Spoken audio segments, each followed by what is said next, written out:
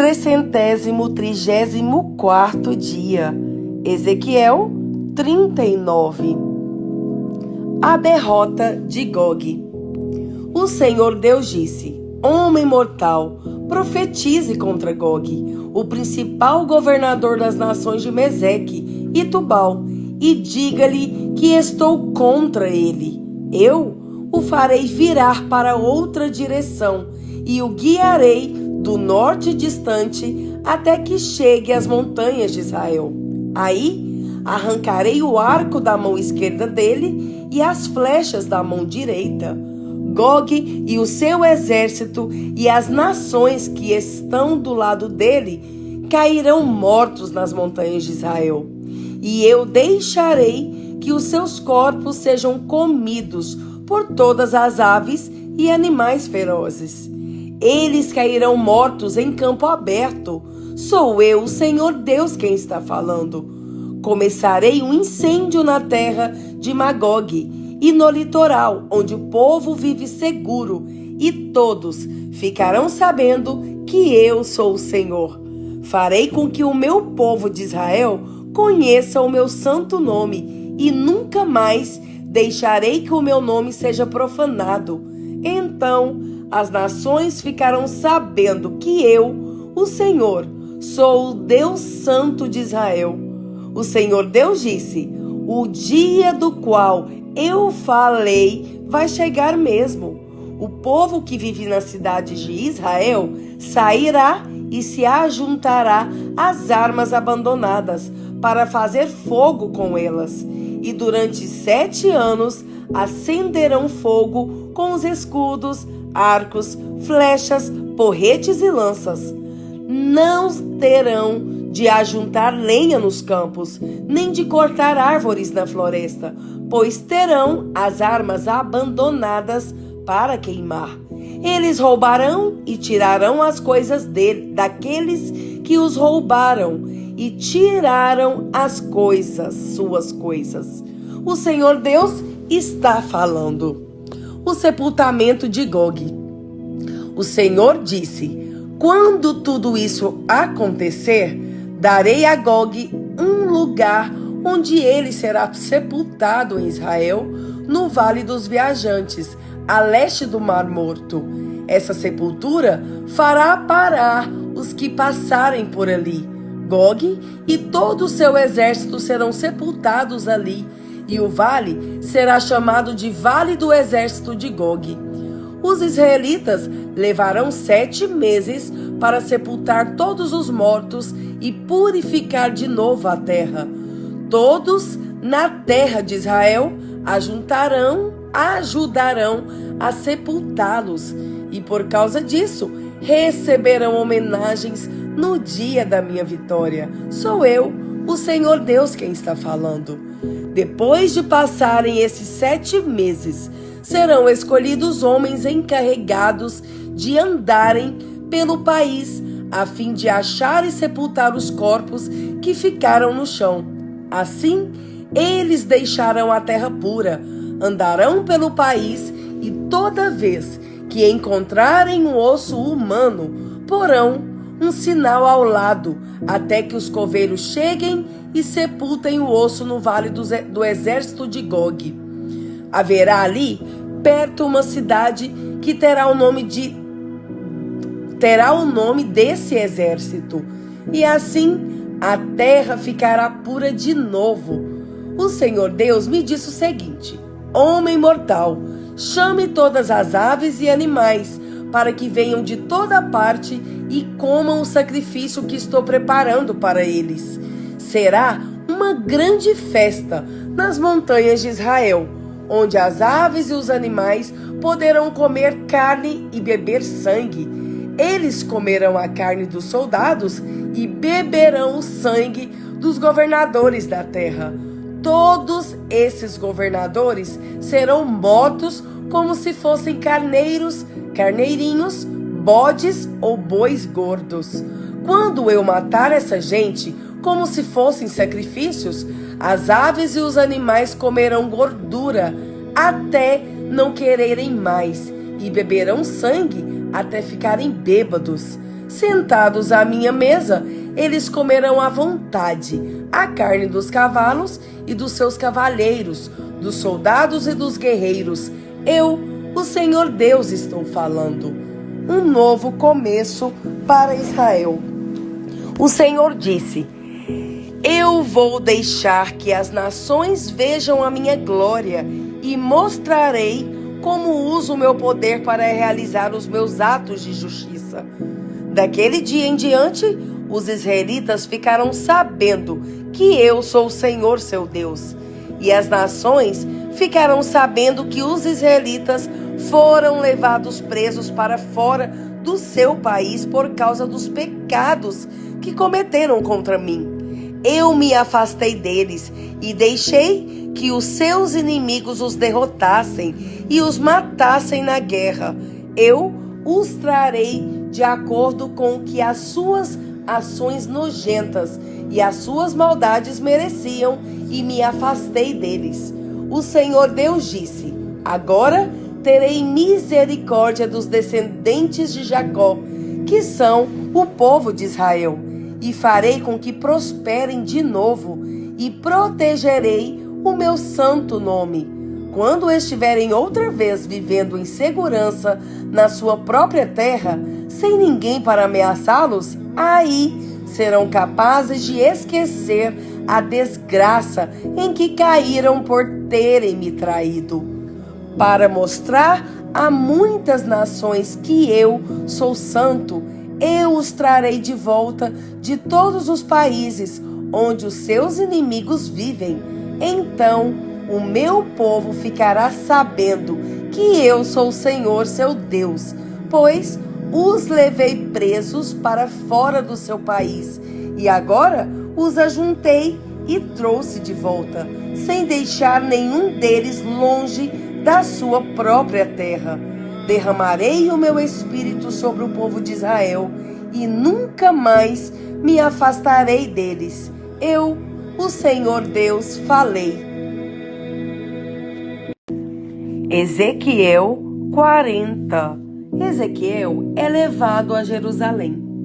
O que eu vou contar aconteceu no dia 10 do ano 9, 25 anos depois de termos sido levados para o cativeiro e 14 anos depois que Jerusalém foi tomada. Naquele dia, senti a presença poderosa do Senhor. Numa visão, Deus me levou à terra de Israel e me pôs numa montanha muito alta. Na minha frente, vi um grupo de prédios que parecia uma cidade. Ele me levou mais para perto e vi um homem que parecia de bronze. Ele estava de pé junto ao lado do portão e segurava uma fita para medir, feita de linho, e uma vara de medir. Ele me disse: homem mortal, olhe bem, escute com cuidado e preste bem atenção em tudo o que lhe vou mostrar, pois você foi trazido aqui por causa disso. Vá contar ao povo de Israel tudo o que você está vendo. O portão do leste. Vi um templo que era cercado por uma muralha. O homem pegou a vara de medir, que tinha 3 metros de comprimento, e mediu a muralha. A altura era de 3 metros e a grossura também. Então ele foi até o portão do lado leste e subiu a escadaria. No alto, mediu a entrada. Tinha 3 metros de extensão. Adiante havia uma passagem com 3 salas de cada lado. Cada uma das salas era quadrada e media 3 metros de cada lado, e as paredes entre elas tinham 2,5 metros. Depois das salas havia uma passagem de 3 metros de comprimento, que dava para um salão que ficava em frente do templo. Ele mediu esse salão e notou que tinha 4 metros de extensão. O salão estava ligado com o portão que ficava mais perto do templo, e no seu fim as paredes tinham 1 metro de grossura. Essas salas de cada lado da passagem eram todas do mesmo tamanho, e as paredes entre elas eram todas da mesma grossura. Em seguida, o homem mediu a largura da passagem do portão e era de 6,5 metros, e o espaço entre os portões, quando abertos, eram de 5 metros. Em frente de cada uma das salas havia uma mureta que tinha 0,5 metro de altura e 0,5 metro de grossura. Essas salas tinham 3 metros de cada lado. Depois, o homem mediu a distância da parede dos fundos de uma sala até a parede dos fundos da sala do outro lado da passagem e deu 12,5 metros. O salão da extremidade dava num pátio. Ele mediu o salão e viu que tinha 10 metros de largura. O comprimento total da passagem, de fora da porta até a parede mais distante, na última sala, era de 25 metros. Havia pequenas janelas nas paredes de fora de todas as salas e também nas paredes de dentro. Figuras de palmeiras estavam gravadas nas paredes de dentro, que davam para a passagem. O pátio exterior. Em seguida, o homem me levou ao pátio de fora. Havia 30 salas encostadas na parede de fora, e na frente delas havia uma área calçada de pedras em volta de todo o pátio. O pátio de fora ficava mais baixo do que o pátio de dentro. Havia um portão em nível mais alto que dava para o pátio de dentro. O homem mediu a distância entre os dois portões e era de 50 metros. O portão do norte. Depois, o homem mediu o portão do norte que dava para o pátio de fora. As 3 salas de cada lado da passagem, as paredes que ficavam entre elas e também o salão tinham as mesmas medidas do portão do lado leste. O comprimento total era de 25 metros e a largura 12,5 metros. O salão, as janelas e as figuras de palmeiras gravadas eram iguais aos do portão do lado leste. Havia uma escada de 7 degraus que ia até o portão, e o salão estava no fim, de frente para o pátio. Do outro lado do pátio desse portão do norte, havia uma entrada que dava para o pátio de dentro, igual à do lado leste. O homem mediu a distância entre 2 portões e deu 50 metros. O portão do sul. Depois, o homem me levou para o lado sul e lá vi outro portão. Ele o mediu e era do mesmo tamanho que os outros. Nas salas desse portão havia janelas, exatamente como nos outros.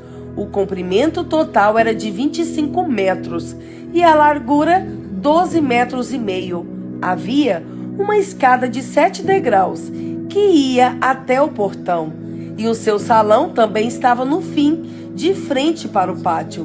Figuras de palmeiras estavam gravadas nas paredes de dentro, que davam para a passagem. Aqui também havia um portão que dava para o pátio de dentro. O homem mediu, e a distância até esse segundo portão era de 50 metros. O pátio de dentro, o portão do sul. O homem me levou pelo portão do sul até o pátio de dentro. Ele mediu o portão e era do mesmo tamanho que os outros. As suas salas, o seu salão e as suas paredes de dentro eram iguais às dos outros portões. Nas salas desse portão também havia janelas. O comprimento total era de 25 metros e a largura 12,5 metros. Havia um salão que dava para o pátio de fora, e por toda a passagem havia figuras de palmeiras gravadas nas paredes. Havia uma escada de 8 degraus que ia até esse portão. O pátio de dentro, o portão do leste. O homem me levou pelo portão do lado leste até o pátio de dentro. Ele mediu o portão e era do mesmo tamanho que os outros. As suas salas, o seu salão e as suas paredes de dentro tinham as mesmas medidas que os outros portões. Havia janelas em toda a volta e também no salão. O comprimento total era de 25 metros e a largura 12 metros e meio. O salão dava para o pátio de fora e por toda a passagem havia figuras de palmeiras gravadas nas paredes. Havia uma escada de 8 degraus que ia até esse portão. O pátio de dentro, o portão do norte. Então o homem me levou até o portão do norte. Ele o mediu e era do mesmo tamanho que os outros. Esse portão também tinha salas, paredes inteiras enfeitadas, um salão e janelas em toda a volta. O comprimento total era de 25 metros e a largura 12 metros e meio. O salão dava para o pátio de fora e por toda a passagem havia figuras de palmeiras gravadas nas paredes. Havia uma escada de 8 degraus que ia até esse portão. Os edifícios perto do portão do norte. No pátio de fora havia uma sala ligada com o portão de dentro. Essa sala dava para o salão que ficava em frente do pátio. Aí eram lavadas as partes dos animais que eram completamente queimados em sacrifícios. Havia 4 mesas, 2 de cada lado do salão. Nessas mesas matavam os animais que eram oferecidos em sacrifícios, não só os que eram completamente queimados, mas também os que eram oferecidos para tirar pecados ou culpas. Do lado de fora do salão também havia 4 mesas, 2 de cada lado da entrada da porta do norte. Assim, havia 4 mesas dentro do salão e 4 fora.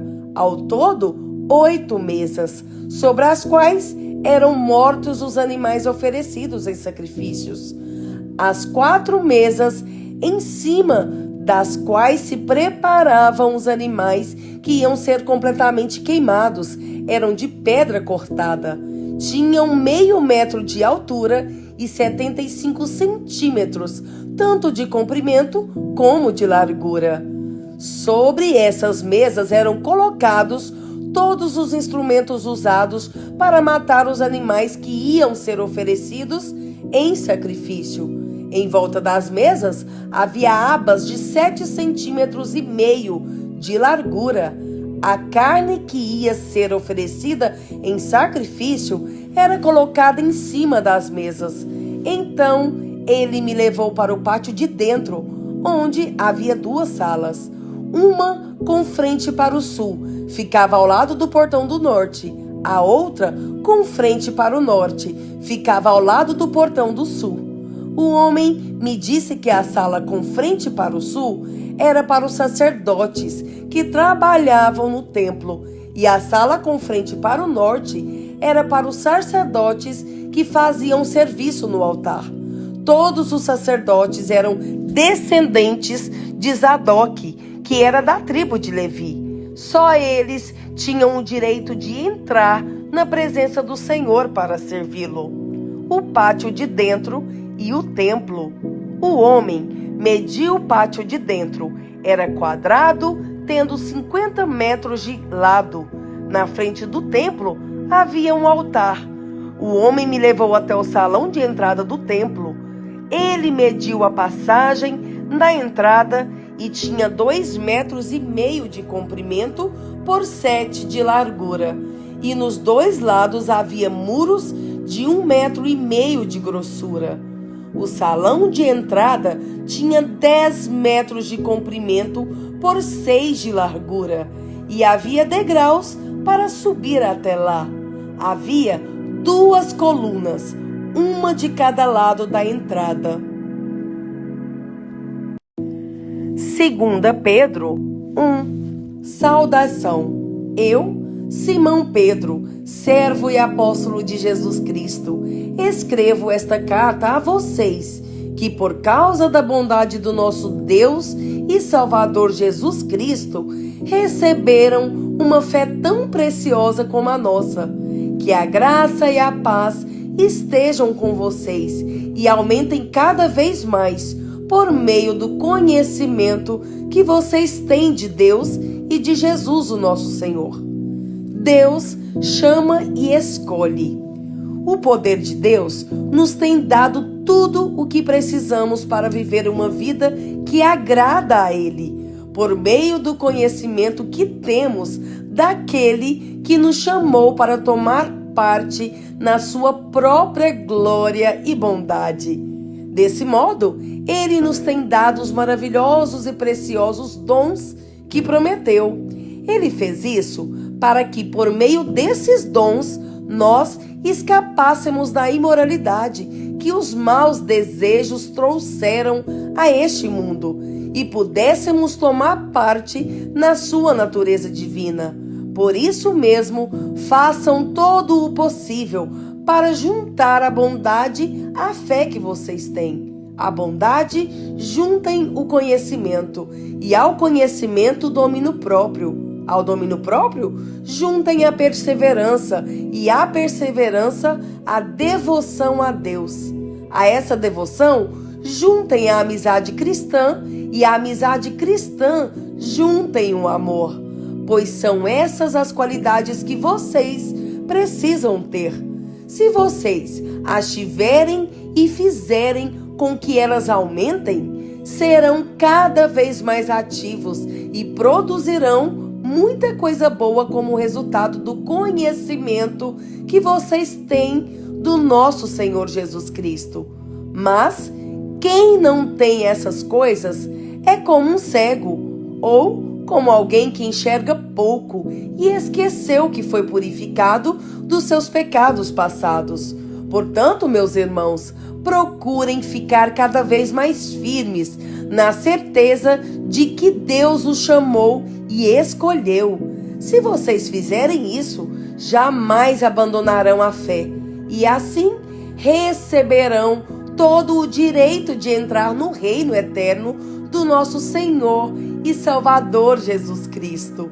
Por isso, farei sempre com que vocês lembrem dessas coisas, embora já as conheçam e estejam firmes na verdade que receberam.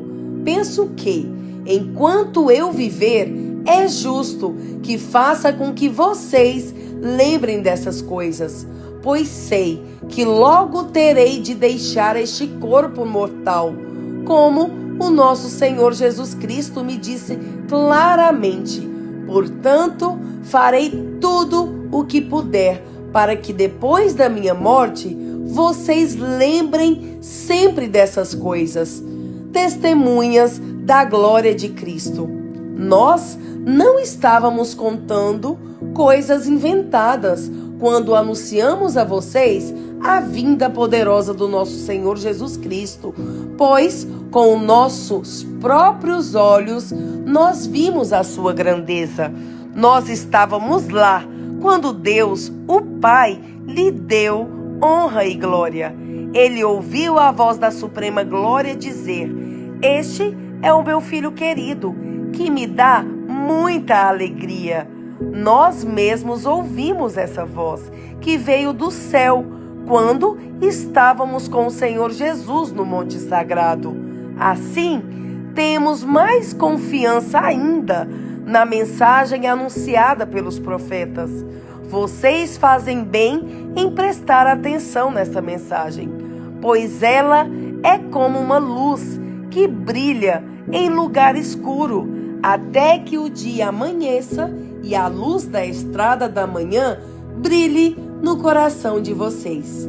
Acima de tudo, porém, lembrem disto: ninguém pode explicar por si mesmo uma profecia das Escrituras Sagradas, pois nenhuma mensagem profética veio da vontade humana, mas as pessoas eram guiadas pelo Espírito Santo quando anunciavam a mensagem que vinha de Deus.